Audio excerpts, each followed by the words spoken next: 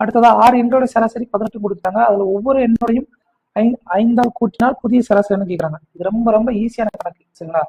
ரயில்வேயோட ஃபேமஸான ரொம்ப ரொம்ப ஃபேவரட்டான ஒன் ஆஃப் த கொஸ்டின் ரயில்வேயோட. இப்போ 6 எண்ணோட சராசரி 18 சரிங்களா. இப்போ நமக்கு ஒவ்வொரு எண்ணோடையும் ஈச் நம்பரோடையும் ஏதோ ஒரு மேத்தமெட்டிக்கல் ஆப்ரேஷன் பண்றாங்க. +5 இருக்கலாம், -5 இருக்கலாம், அல்லது ×5 இருக்கலாம், எனிதிங் சரிங்களா.